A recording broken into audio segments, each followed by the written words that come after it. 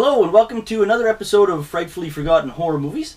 And today we're going to bring a film to you. It's a Canadian film, and it won Best Picture at the Canadian Film Awards, and it was nominated for 10, and it won 8.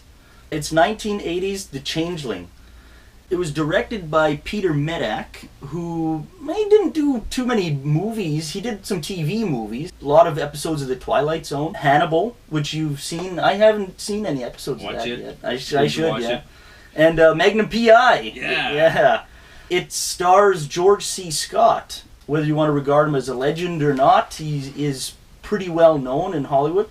He was in Dr. Strangelove with Peter Sellers.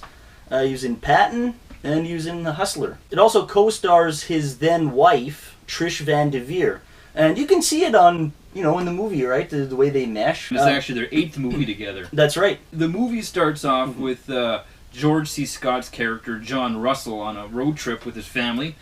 This dates the movie a bit. He stops to use the payphone at the side of the highway. Yeah, in the mountains, you can see it's all curving. It's just a payphone. Yeah, he leaves his family in the car, and there's a awful accident happens, kills his wife and child. Yep. Runs right over top of him. So he is distraught, and he decides to move to Seattle and rent this big, giant mansion, which is way too big for one person. It's ridiculously It's too big for 5 families. It's huge. But I noticed, interestingly enough, it only has a 1-car garage. What's up with that?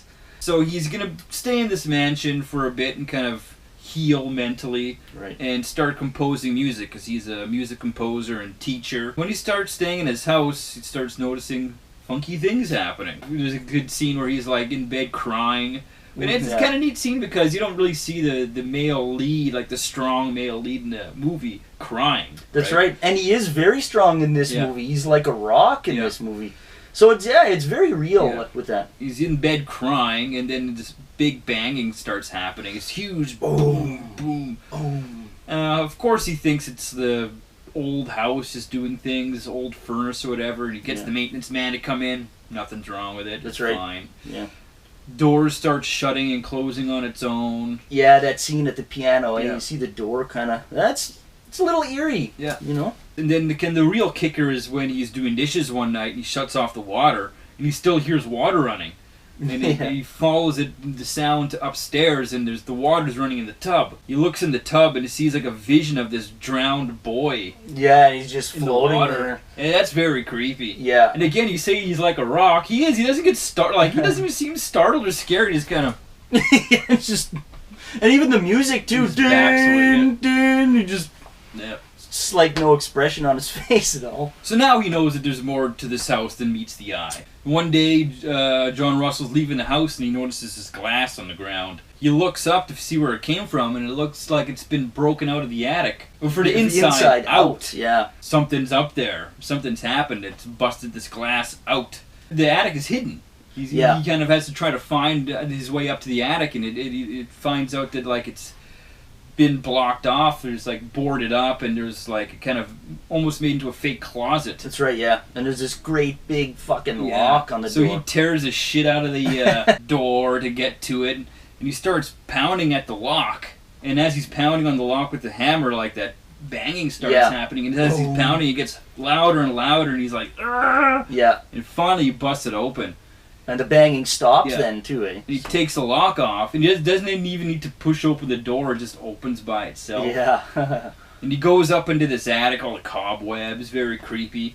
And there's a room up there with this really scary, ancient-looking wheelchair it's for a child. And a music box. And he opens up the music box, and it starts playing. And it's the same song that he had been composing this whole time downstairs on his piano. All this stuff kind of leads them to get a seance in the house. And they get a couple in, an older couple.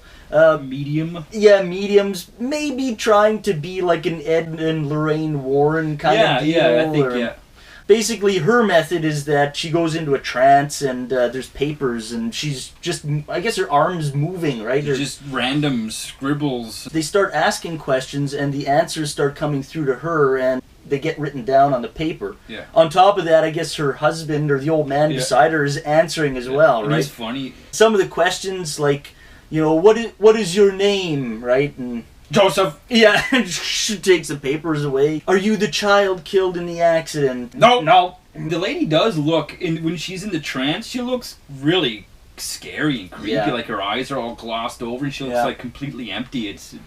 That thing makes the scene scary too. That's right. And it's pretty tense. And we gotta mention too the sick cone. Oh yeah. Yeah, and they're like asking questions again and the thing, all it does is just start to shake and it's a little silly. Yeah. He starts to play back the whole seance. He's sitting there and he's kind of smoking too, and kind of a little bit of a tense scene, you know. And this time you're starting to hear the child. He hears the answers. What is your name?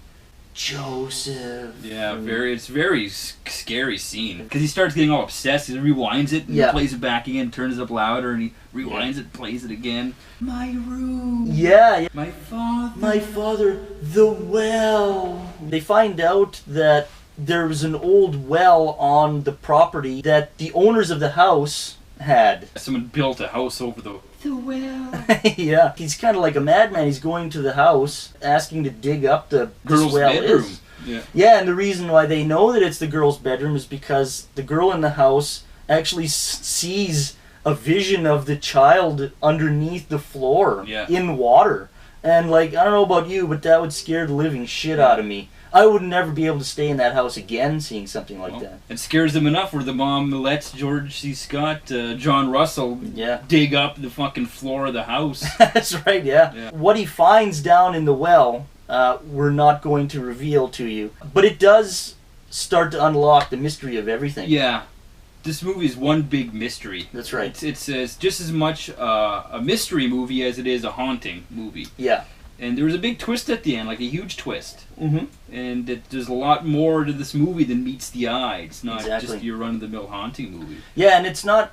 It's less about the haunting, right? And it's more about the mystery, the novel. It's like it plays out like a novel, this movie. I'm surprised it's not actually based off of a novel. That's right. But it is based off a true story. Yeah, which almost follows the movie almost exact. Yeah. Which is pretty up until the interesting. twist at the end, but the haunting part. Yeah. The guy who he didn't write the screenplay, but he came up with the story for it. What was his name? Russell Hunter. Russell Hunter. He apparently this pretty much happened to him. He moved into a house and he found this little hidden room in the attic, and he even found a well that he dug up, and like all this stuff. In another house, I think, or was it in the same house? No, in a different property and everything. Yeah, so I mean, it certainly makes for a damn good movie, which is exactly what we get here. The movie's extremely influential too. Yeah, a lot of directors talk about it as being one of their scariest movies they've seen. That's right. And it is a scary movie. You know, it doesn't use any jump scares. No CGI. No, you barely see, you see visions of the boy, but you don't see any ghosts, really. No, and it's just enough for you to get a sense. It's all psychological, right? That's right, yeah. And like you were saying too, right, the haunting, it's different in the sense that this movie, the haunting isn't to scare him, right? It's not to get him out of the house. Yeah, it's to investigate and find out what happened to the child. Just to lead him to all these clues. And it's not even one of those movies that's a slow burn kind of movie with the payoff at the end. You get payoffs throughout. Oh, yeah. Right? And so you get your rewards and you want to keep watching. All right, he found this out. Now what happens next? Yeah. All right, he found something else out. And it keeps leading, right? It keeps building. Yeah. Man, I would say if you love, Agatha Christie novels, murder mystery. Murder mystery and ghost stories, of course. It's got every ghost story. Yeah, it's got it all. So if you want a good haunting movie, the good mystery, good acting, all that stuff, you have to check out The Changeling. Please.